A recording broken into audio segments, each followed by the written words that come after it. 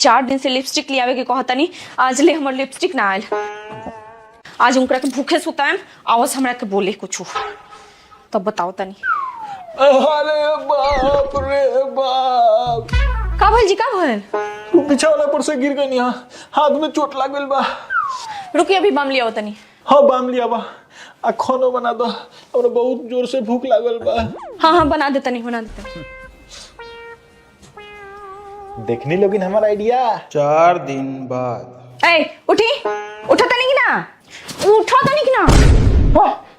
का 4 दिन पहले जब बाजार जात रहनी तो हम लिपस्टिक लियावे के कहले रहनी तो काहे ना ले आनी रुआ? करा तो याद बा। यादे नहीं खे, अब राउर धुलाइयो करी। ए जी हम कुछ पैसा बचैले बनी, सोचा तनी घर ला कुछ सामान ले लिया। पैसा तो हमू बचैले बनी। ठीक बा, खरीदारी सामान। कितना पैसा बचैले बनी? 1500। और तू? 250। ठीक बा, जौन तू सामान सोचले बारू उ किना जाई, लेकिन जे ज्यादा पैसा लगाई उ ज्यादा यूज करी, आ जे कम पैसा लगाई उ कम यूज करी। बोलो मंजूर बा? हाँ मंजूर बा। वैसे सामान का बा? पोछा लगावे वाला बाल्टी आ पोछे वाला डंटा। दादी हमरा के पैसा दी ना, मिला जाए के बा। ना पैसा नहीं खे। रउआ से हमार नानी अच्छा बाड़ी। कैसे? उ देवेली पैसा जब मांगी तब। ला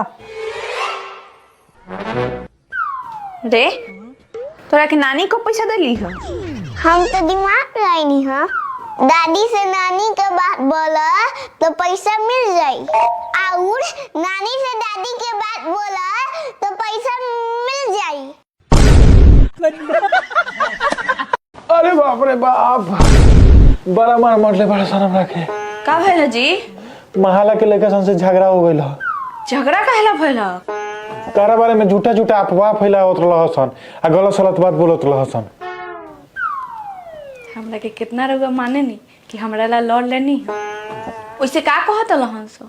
कहत रहसन कि मिंटू भैया के मेहरारू कितना सीधा बारी, तो हमार खून खोल गइल ह। कहलिए कि हमरा मेहरारू के बारे में इतना झूठ झूठ बात आ गलत सलत बात हमरा से बात नहीं कह सकत। अब फटाफटी हो गइल ह। चंदा भाभी के हस्बैंड देखी तो कितना अच्छा बान, हर 10-10 दिन पर महंगा महंगा साड़ी खरीद के देवलन। एगो रउआ बानी, महा कंजूस मिल गई नी हमरा। पता ना कौना नक्षत्र में रउआ से शादी भइल हमर। तू बार बार दूसरा के हस्बैंड से काहे हमर तुलना करेलू? हाँ तो तुलना अच्छे आदमी से निकल जाला। और रउआ तो कहियो चंदा भाभी के हस्बैंड नहीं ना बने, बन जदी तो हम गंगा नहा लेती। ये कनिया चंदावा के मरद के पुलिस धो के ले गए घुसखोरी के केस में। बाप रे बाप, अब हमरा बुझाइल कि चंदावा 10-10 हजार के साड़ी कहाँ से झाड़त रखियो। का हो, तोहरो 10-10 हजार के साड़ी चाहिए? है अपन टी शर्ट।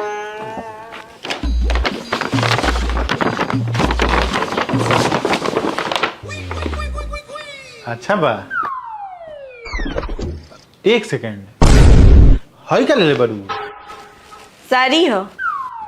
तू तो कह के गइलू हो कि हमरा ला टी शर्ट लेवे जात रू, तो फिर अपना ला साड़ी कैसे ले लेलू?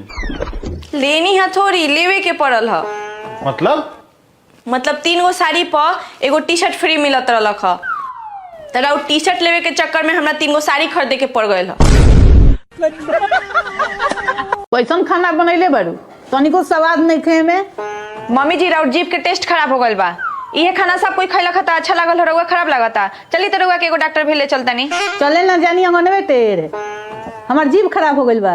चलो तो कहाँ डॉक्टर भी ले चलता रू, हमू चलता नहीं। चली। बताइए क्या समस्या है? देखी ना डॉक्टर साहब, कितनो अच्छा अच्छा खाना बना देता नहीं, आ घर भर के लोग के अच्छा खाना लागता, लेकिन हमरा सास के खाना अच्छे नहीं खिलागत। देखी त इनकरा जीभ में का भइल बा। माता जी जीभ दिखाइए। समस्या तो गंभीर है। हैं? गंभीर बीमारी बा? हाँ, इसका मात्र एक ही इलाज है। कौन सी डॉक्टर साहब? कि खाना खुद से बना के खाना होगा, बहू के हाथ का खाना नहीं खाना है, तभी ये गंभीर बीमारी ठीक होगा। नानू डॉक्टर साहब, खाना तो हमारे पतो अच्छे बनावेली, हम जानबूझ के बोले नहीं कि खराब बनाओ तरी कि मन ना बढ़ी। चाची जी, लोग कहेला दानी दानी, एगो करने दानी ना रहलन, हमहू बहुत दानी बनी। कथी दान कैलू हो? जाना तनी कल हम अपना खातिर 20 गो रोटी बनौले रहनी आ बैठनी खाए, आ 19 गो रोटी खा गई रहनी आ एगो रोटी बाचल रहे। तल एगो भिखारी आइल तो हम ओकरा के दे देनी। तब तो रुआ भूखे रह गइल होके। ना बबुआ, डाइटिंगो नु करतनी।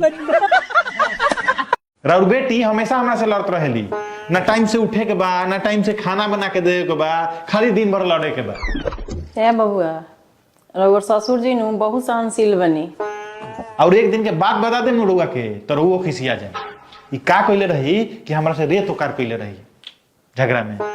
हाँ बबुआ, रउर ससुर जी बहुत सहनशील बनी।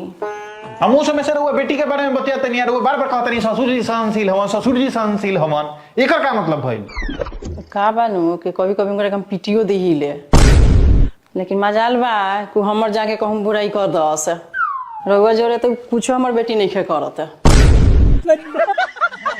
रोज रोज के ड्रामा भइल बा, नौटंकी लगा हमर बात सुनही के नहीं के कोनो लड़त रहला बा। झगड़ा भइल बा हमरा से, आ खीस उतार तोर बर्तन पर। इतना जोर जोर से काहे बजाओ तोर बर्तन? ठीक बा कि खीस में बर्तन में बजाओ तनी, ना तो रउआ के बजावे लगा नु तो महंगा पड़ जाई। ना ना ठीक बा, बर्तन में बजाओ। एक गिलास पानी दहो। का है, प्यास लगल बा का? ना, गर्दन में डाल के चेक करम लीकेज बाकी ना। ए हो, अब हम तारा अच्छा ना नु लागे नी। पागल हई, रौरा कब अच्छे लागत रहनी ह। का जाने कैसे लोग मेहरारू के गुलाम बन जाला, आ मेहरारू के इशारा पे नाचे लागेला। जौन की मेहरारू के इशारा पे नाचल कोनो अच्छा बात ना होला। ए सुनी, किचन में बर्तन रखल बा, जाई जाके धो दी। जाई।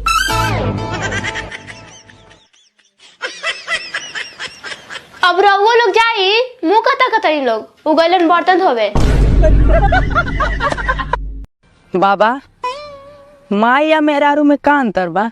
हाँ, बालक बचपन में माई बोले के सिखावली, बियाह के बाद मेहरारू मुंह बंद करे के।